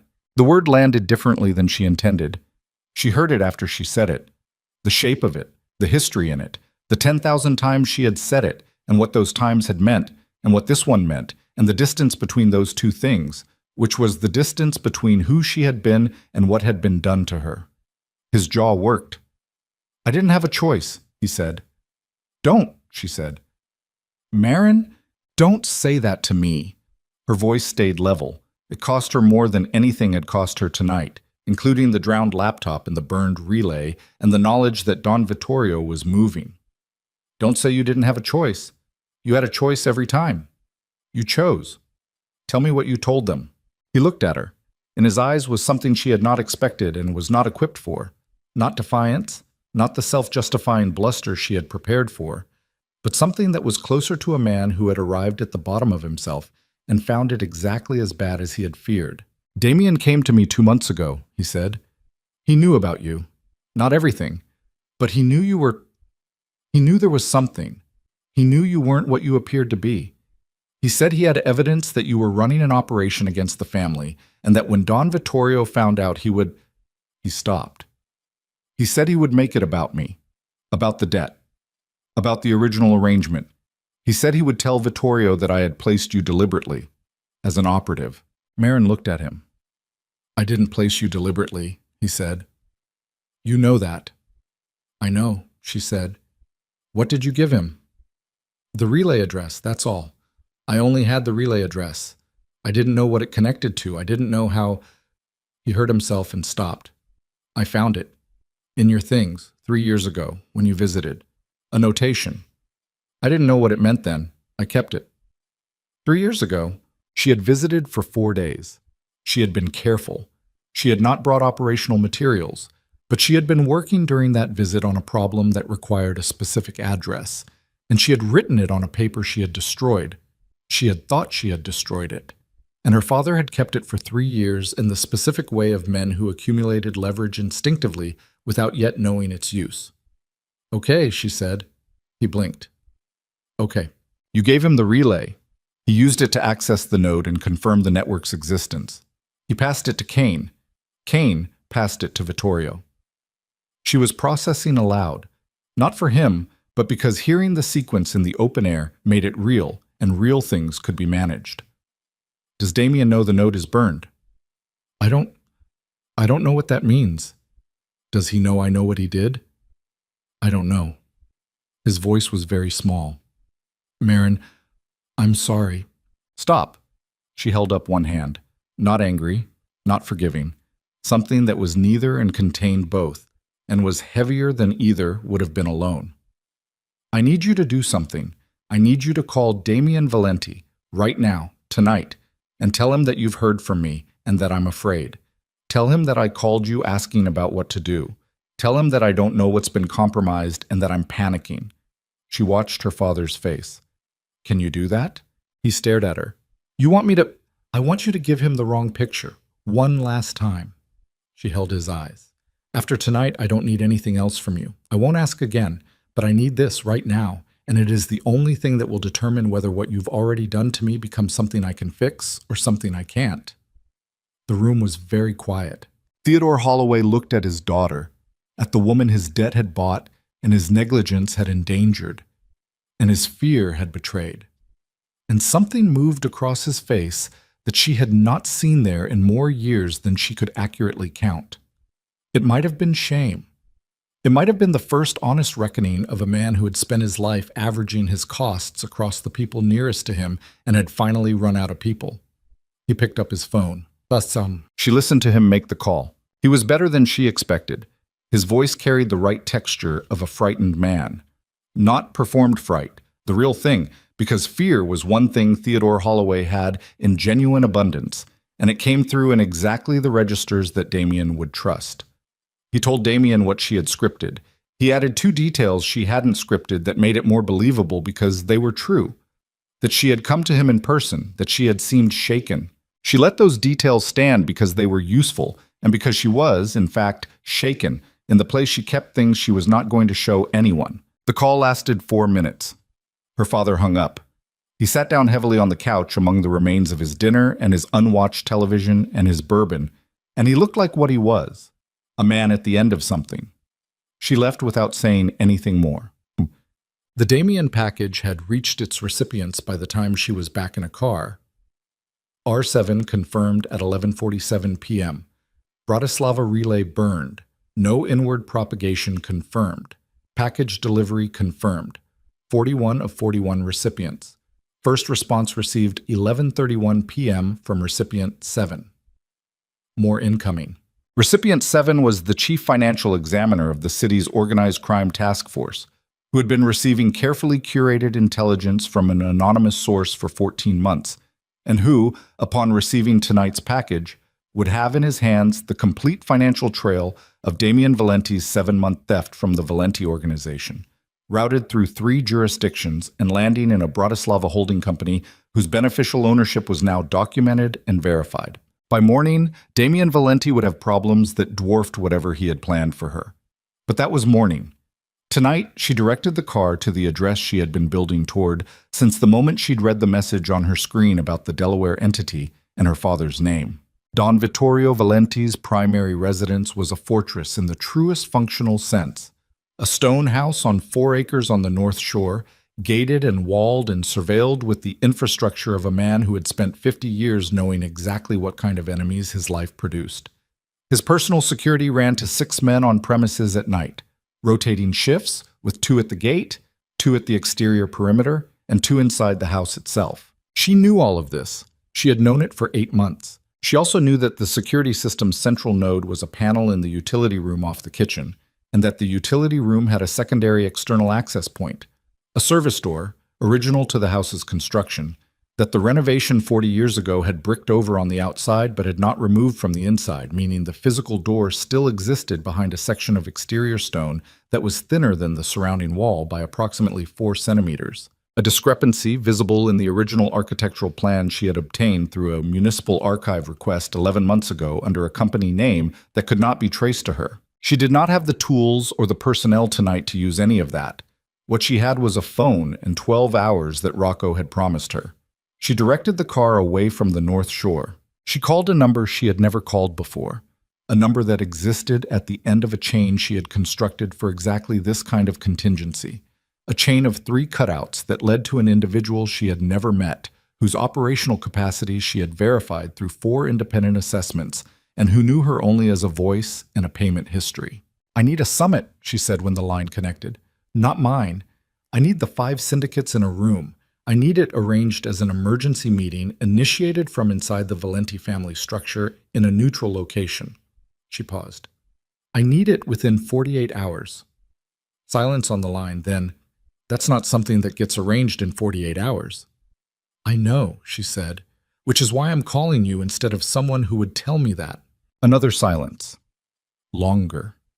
The kind of silence in which a man was calculating whether what he was being asked was possible and what possible was worth.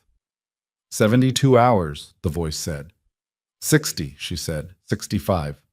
Done, she said, and ended the call. The car moved through the city, dark streets and amber lights, and the specific late-night texture of a place that never fully stopped but slowed to something that showed its bones. She sat in the back seat with her hands in her lap and her eyes forward, and she thought about what the next 65 hours required of her, and she thought about Rocco's face when she had told him to go and listen and not commit to anything, and she thought about whether the 12 hours he had promised her were 12 hours he had actually had the authority to give. Her phone lit up at 12:23 a.m. The message was from a number she didn't recognize, on a channel she hadn't given to anyone tonight. It read, "My father knows you're running. He's moved the timeline. Silas Kane has been given instructions. R." She stared at the message. Rocco had found a channel she hadn't given him, which meant he had resources she had not fully mapped, which was, under the circumstances, either the most dangerous thing she had learned tonight or the most useful, and the difference between those two possibilities depended entirely on a question she had not yet resolved. Whether Rocco Valenti, standing in the light of her laptop screen with his face open in a way she had not expected, had made a decision she could build on or a calculation she needed to prepare for. She had 65 hours. She typed back on the unknown channel, "Where is Kane now?" The response came in 40 seconds, which was fast enough to mean Rocco was watching his phone with the attention of a man who had already made his "Where is Kane now?" The response came back in 40 seconds. "Heading to Holloway Maritime, Dock Warehouse, South Terminal.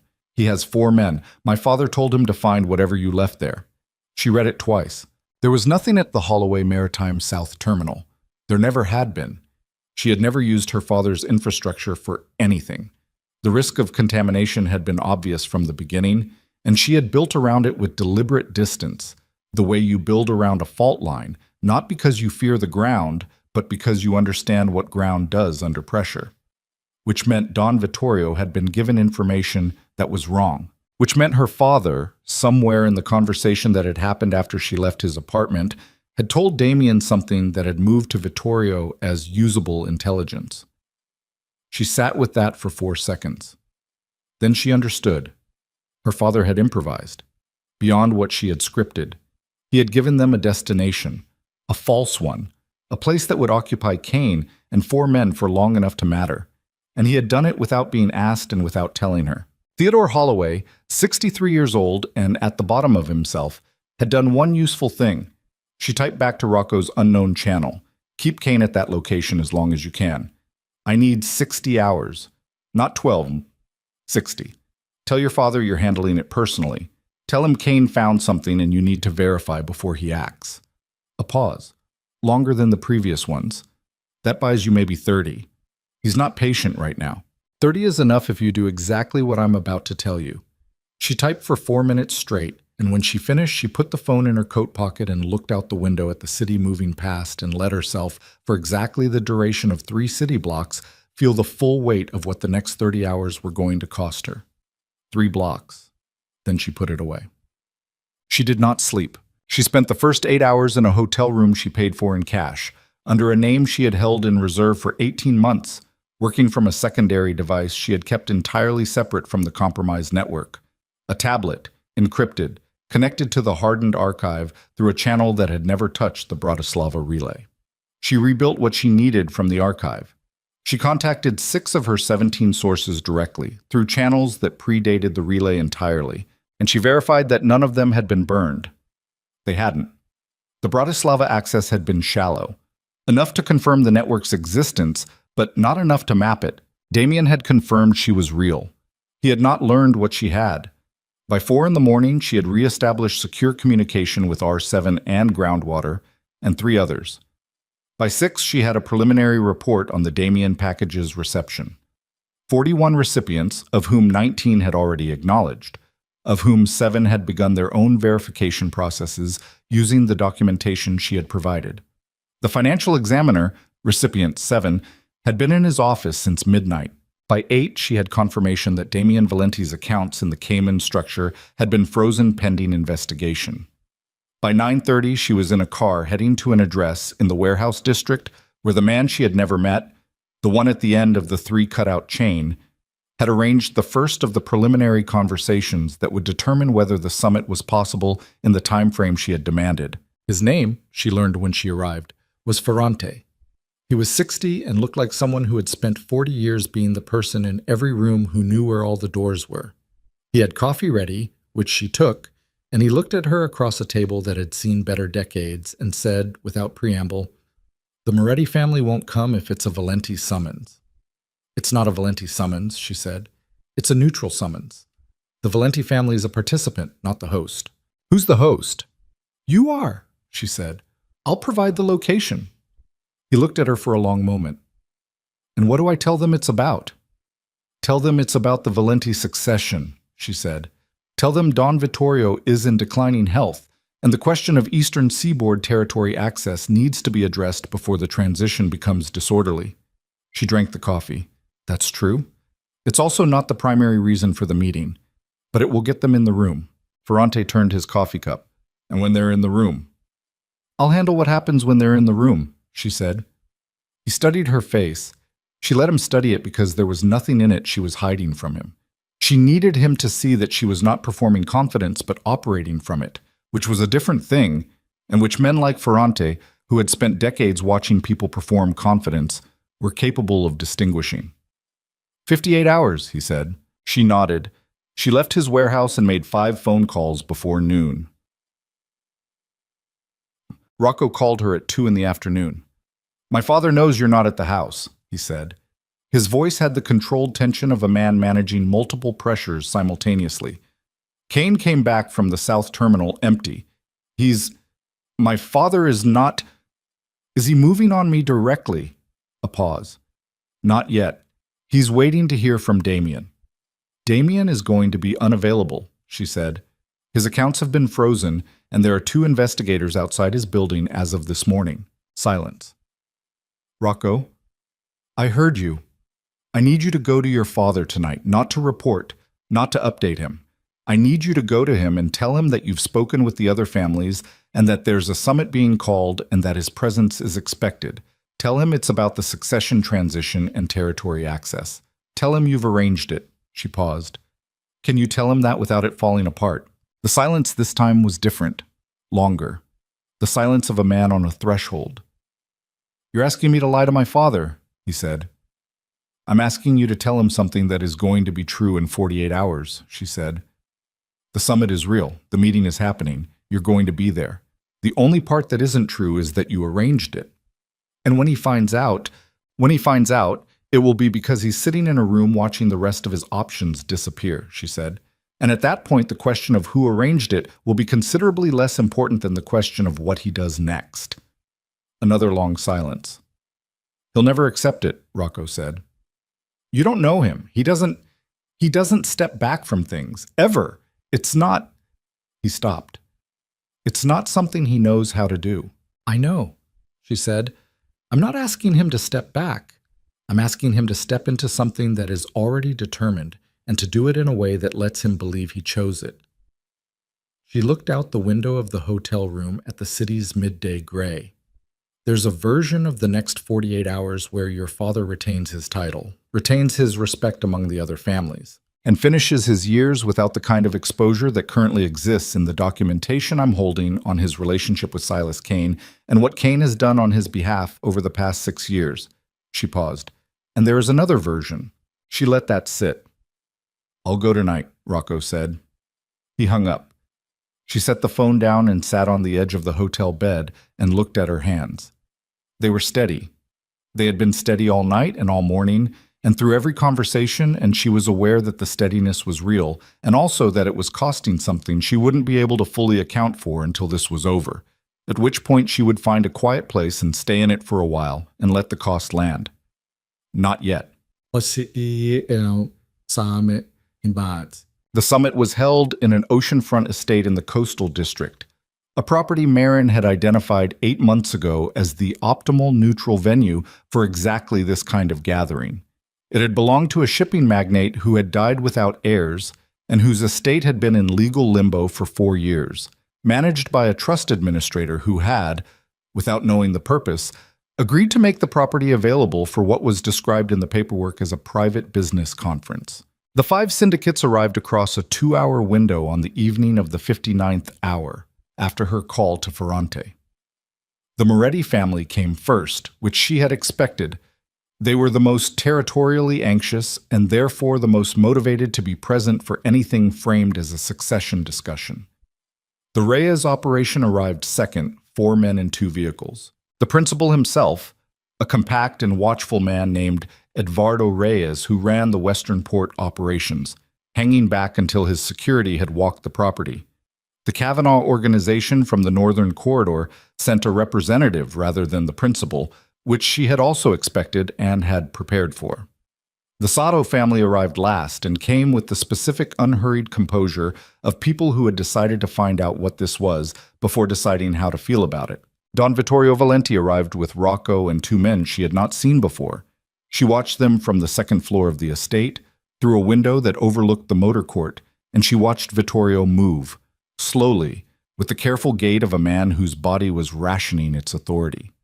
He was 71 and looked it in a way that he had not looked it at the wedding. The week since the wedding had done something to him. She catalogued it without satisfaction. She went downstairs. Hey. The room they used was the estate's formal dining room. A long table, 12 chairs, windows that faced the water. The kind of room that had been built to contain significant decisions and which absorbed them without drama. Marin had arranged the seating before anyone arrived. She had put Vittorio at one end and left the other end empty, which was a choice she had made deliberately and which communicated something before anyone said a word. When the room was full and the security had been asked to wait outside and the doors were closed, she stood at the empty end of the table and looked at the assembled men. 9 people, 5 families. The Eastern Seaboard's criminal architecture compressed into one room that smelled of old wood and sea air. Vittorio was looking at her with an expression she recognized from the wedding inspection. The evaluative flatness of a man categorizing something he had already decided he did not need to take seriously. He had not known she would be here. Rocco had told him the meeting was about succession and territory, and had not mentioned who had arranged it or who would be present. And the omission had been strategic, and now Vittorio was sitting at the end of a table understanding that something had happened he had not controlled. His jaw moved once, his eyes moved to Rocco, who was seated 2 chairs to his right, and who met his father's eyes and held them without flinching, which was the thing that Marin registered above everything else in that moment. "Good evening," she said. The room waited.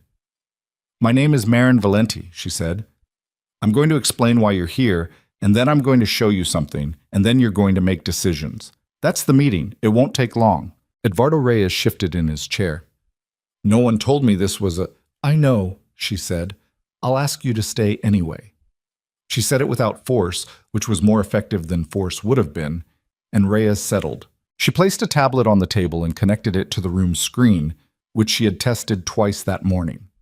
What appeared on the screen was a financial map, not the one she had shown Rocco in the sitting room, but a more complete version, the one from the hardened archive that showed not just the Valenti structure, but the interlocking financial dependencies that connected all 5 families to each other and to a series of external entities whose exposure, in the current regulatory environment, represented a collective liability that none of the men in this room had ever seen presented to them in aggregate. She gave them 30 seconds to look at it. Then she said, "This is what you have in common."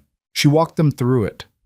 Not quickly, deliberately, with the patience of someone who understood that the goal was not to shock, but to install comprehension that could not be dislodged afterward. She showed them the shared exposure. She showed them the political connections that had quietly deteriorated over the past 18 months. Under regulatory pressure, they had each been managing separately, not knowing that the others were managing the same pressure, not knowing that the convergence of those pressures had created a window of collective vulnerability that none of their individual structures was equipped to handle alone. The room was very quiet. She moved to the second part. "Damien Valenti has been arrested this morning on financial crimes charges," she said. She said it without inflection. The documentation was provided to investigators by an anonymous source and is sufficient for conviction. Damien was negotiating with 2 of the families in this room for territorial access in exchange for information about the Valenti organization's internal structure. Those conversations are also documented. She looked at the Moretti representative, who was the stillest person in the room, including the conversation in the 3rd week of last month. The Moretti man said nothing. "I'm not using that documentation tonight," she said. "I want to be clear about that. What happened between Damien and whoever he was speaking to is finished because Damien is finished.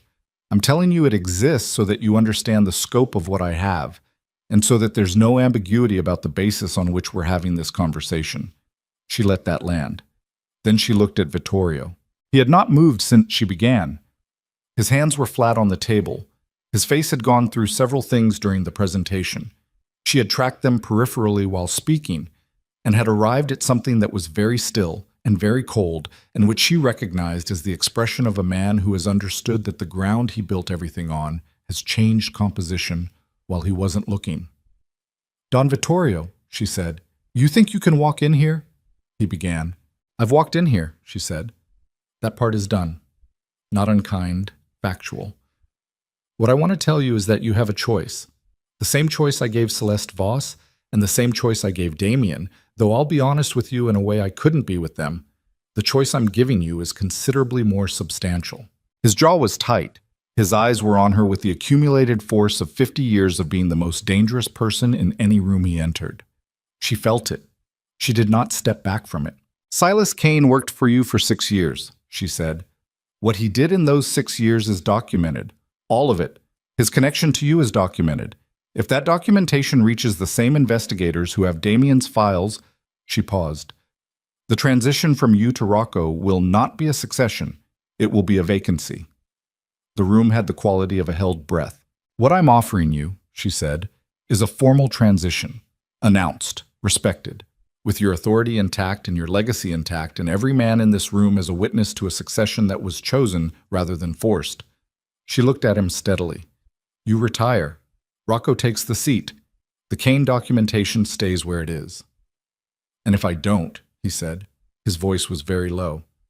Then the documentation doesn't stay where it is, she said, and we find out what a vacancy looks like. The room was so quiet, she could hear the water outside the windows. Vittorio looked at his son. Rocco met his father's eyes across the length of the table and the expanse of everything between them. The 50 years of family and expectation and a version of love that had never learned to express itself as anything other than demand. And he did not look away. Something in the old man's face moved. It was very small, and it happened only once, and she almost missed it. He looked back at her. The Kane files, he said. Where are they? Somewhere you can't reach, she said, and somewhere they stay, as long as the transition holds. A long silence.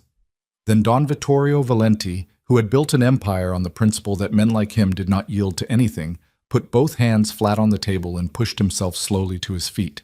Not dramatically, not with the performance of a man making a statement, just an old man standing up from a chair. He looked around the room at the men seated at the table, the Moretti representative, Eduardo Reyes, the others, and he looked at them with the full weight of what he was, which was still considerable, and he said, My son takes the seat. He walked to the door. He did not look at Marin again. What? The meeting continued for another hour without him. Marin walked the remaining families through the collective vulnerability map and the specific measures she was proposing. A coordinated approach to the regulatory pressure, shared legal infrastructure, the beginning of an intelligence-sharing protocol that would prevent the kind of isolated exposure that Damien had nearly been able to exploit. She answered questions with the directness of someone who had prepared for every question, and several she hadn't anticipated, and who found the unanticipated ones more interesting. Eduardo Reyes, near the end, said, You've been building this for how long? Long enough, she said. He looked at her with the assessing attention he had brought into the room, which had changed in quality over the course of the meeting without her having aimed anything at it directly. And what do you get from this?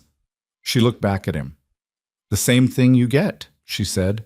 Stability, which turns out to be worth more than most of the things we spend our time pursuing. He nodded once, slowly, with the nod of a man filing something rather than agreeing with it.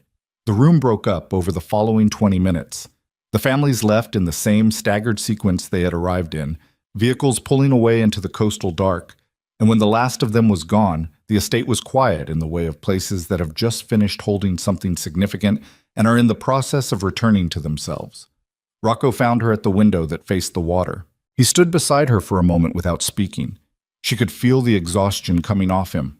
Not physical, the other kind, the kind that comes from the sustained performance of things that cost more than they look like they cost. He'll never forgive you, he said. I know, she said. He might not forgive me either. I know that too. He was quiet for a moment. The water outside was dark and moving and indifferent, the way water was. Kane? Garen Vance is handling it, she said. Kane has been given instructions to remove himself from the city, permanently. The documentation I have on him is sufficient to make that instruction one he'll follow. And he just goes. Men like Kane are pragmatists, she said. They don't attach to places or positions. They attach to the calculation that keeps them viable. I've changed his calculation. Rocco looked at the water. Celeste, he said, I need to know. She turned her head slightly and looked at him. The question was honest. She could hear that it was honest, which meant it deserved an honest answer. She's in Lisbon, Marin said. She's been there for 3 weeks. She went voluntarily, which I told you at the time. She paused. She made a choice about what this situation was going to cost her, and she left before the cost arrived. That's all. He processed that. She watched him process it. The specific work of a man revising something he had held as a wound and discovering that the wound was different in shape than he had believed. Okay, he said. They stood at the window for a while without speaking. The silence was not uncomfortable, which was new. In the weeks since the wedding, the silence between them had always contained something that needed to be managed. This one didn't. The summit, he said, setting it up in 60 hours, getting Ferrante to host, moving the families into a room before my father could react. He paused. You had all of that ready. Not all of it, she said. Ferrante's chain was built 6 months ago. The venue was identified 8 months ago. The vulnerability map took 14 months. She looked at the water, the specific deployment. That was 60 hours. He was quiet. You couldn't have known it would come to this, he said. No, she agreed. I built for what might come and deployed for what did. She paused. That's all planning ever is. He turned from the window and looked at her directly, the way he had in the upstairs sitting room when she had shown him the laptop. That quality of attention that was less controlled than what he usually offered the world. I owe you something, he said. You owe me what you promised, she said. 30 hours. You gave them. We're even. That's not what I mean. She looked at him. He held her gaze with the visible effort of a man saying something that didn't come easily to him, which she respected more than ease would have. I mean the wedding, the reception, the way things were at the beginning. His jaw moved. I didn't see you. No, she said. You didn't. I'm looking now. The statement sat between them with the weight of something that was not an apology and was not a declaration and was more substantial than either because it was simply true. And the truth of it was something she could feel in the place where she kept things she did not allow herself to feel during working hours. And she was not working now. She looked at him for a long moment. I know, she said. She turned back to the window and the dark water and the city lights that were visible in the far distance across the bay. And she stood there with her husband beside her in a house that had held a summit that had redrawn the eastern seaboard's criminal landscape. And she thought about what came next with the same attention she gave everything, clear, unsentimental, and entirely her own. 3 months later, the Valenti organization's primary operations had shifted in ways that would have been unrecognizable to anyone looking at them from the outside, and were precisely what Marin had planned to anyone looking at them from within the structure she had built. Don Vittorio had returned to the family estate outside the city. He received visitors occasionally. He did not attend meetings, he did not interfere. He had accepted the terms of his retirement with the specific silence of a man who had understood that the alternative was something that could not be undone. And the silence was not peace, but it was functional, and in the world she was operating in, functional was sufficient. Silas Kane was gone. She did not know where, and she had specifically not acquired that information, because there were things it was more useful not to know, and the geographic location of a man whose operational value had been neutralized was one of them. Damien Valenti was in a federal holding facility, awaiting trial on financial crimes charges that carried a mandatory minimum that would remove him from the board for the foreseeable future. Garon Vance had surprised her. He had come to her 3 weeks after the summit with the specific discomfort of a man doing something he didn't know how to do, and had said, I misjudged you. She had looked at him and said, yes. And he had nodded and left and had been, since then, a reliable and non-hostile presence in Rocco's inner circle, which was more than she had expected and more than she needed, but which she filed as useful. Helena Marks had finalized the port access contract.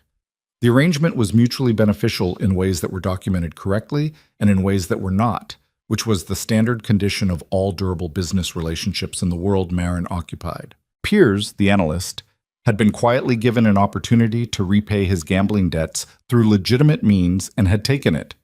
She had closed his access to the financial architecture and replaced him with a system that didn't require a human intermediary, which was always the goal. People were useful, and also the primary source of every vulnerability she had ever needed to repair. She had moved her office to a room on the 3rd floor of the Valenti Manor, not a borrowed room.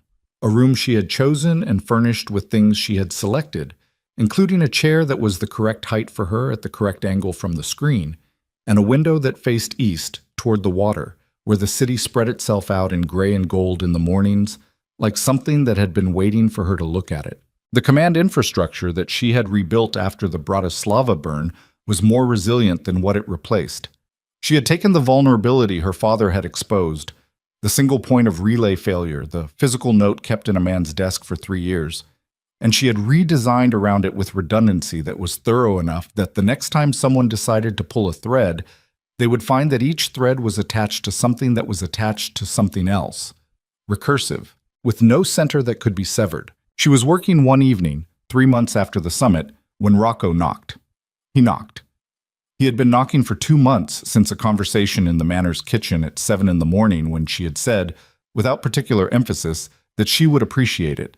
And he had listened, which was something she had not predicted with certainty, and which she had noted in the way she noted everything, carefully, and with the willingness to revise a prior conclusion. He came in and sat in the chair she kept near the window. Not her chair, a different one, which he had brought up from downstairs 3 weeks ago without explanation, and which she had not removed. He set a cup of coffee on the desk beside her. She looked at it, and then at him. "Moretti's man called today," he said, "about the Northern Corridor proposal." "I know. I spoke with him at 2. He nodded. He looked at the city in the window. "He said you'd proposed a timeline." 6 months, she said. "It's realistic, and it gives them enough runway that it doesn't feel like a demand." "It is a demand." "Most good proposals are," she said. "The question is whether the other person has time to make it feel like their idea before the deadline." She looked at her screen. "They will. Reyes already has." He was quiet for a moment. "My father called," he said. She kept her eyes on the screen. "How is he?" "Old," Rocco said, "and angry, and—" a pause. "Smaller than I remembered." She looked at him then. He was looking at the window with an expression she had come to recognize over 3 months of proximity, the expression of a man who was in the process of understanding that the person he had expected to be and the person he was turning out to be were not the same person, and who had not yet decided whether that was a loss or something else. "He asked about you," Rocco said. "What did you tell him?" "The truth," he said, "that you run the network, that the organization is more stable than it's been in 10 years, that the 5 syndicates summit produced agreements we're still benefiting from." He paused. He didn't say anything for a while. And then he said, another pause, longer, "She's smarter than you." Marin looked at him. "And I said yes," Rocco said. "He is." She looked back at her screen. "I'm going to be in Boston for 4 days next week," she said. "The Holloway Maritime Arbitration has a hearing. I need to be present for the decision." "Your father's company." "My company," she said. "I finalized the buyout last month." He looked at her. Something moved in his expression that was not quite a smile but was in the territory adjacent to it. "Of course you did," he said. They sat in the quiet of the 3rd-floor office while the city did what cities did in the evening.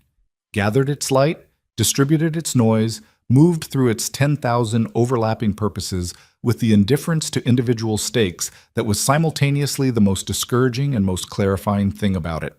He said, "Marin." She said, "I know." He was quiet for a moment. "You don't know what I was going to say. You were going to ask whether what this is, what we are to each other, beyond the legal arrangement and the operational necessity." She looked at her screen. "I don't have a clean answer. I have an honest one, if that's useful." "Give me the honest one." She looked at him. In the evening light, he looked like what he was, a man who had come through something significant and was still in the process of understanding what it had changed in him. She thought about the wedding and the altar and the 2 fingers barely touching her hand, and she thought about him standing in her doorway in the Manor saying, "Who are you?" in a voice that was the first genuinely unguarded thing she had heard him say. And she thought about 40 seconds on an unknown channel and the message that had given her 30 hours when she needed them.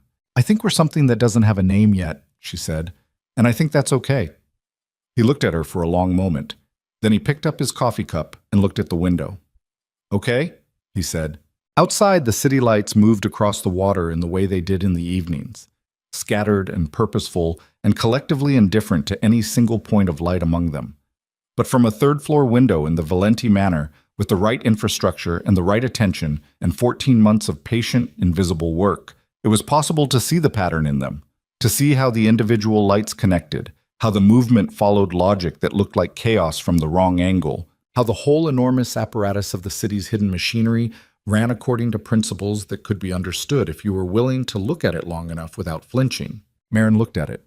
She had not been built for this world, and it had not been built for her, and that had always been the point.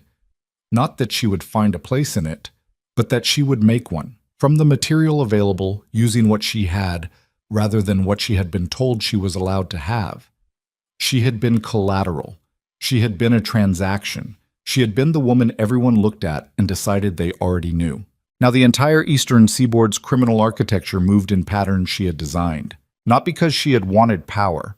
She had never particularly wanted power, which was probably why she had accumulated it so effectively.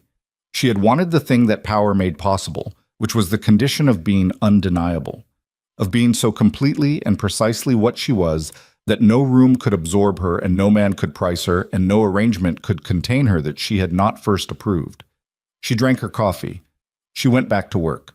The city outside the window pulsed and moved in the dark, and somewhere in it things happened according to patterns she had set in motion, and the name of the woman who had set them in motion was not spoken in the rooms where the consequences landed, because that was how she had built it, because invisibility had always been her first and best instrument, and she had never stopped knowing the difference between being invisible and being gone. She was not gone. She was everywhere.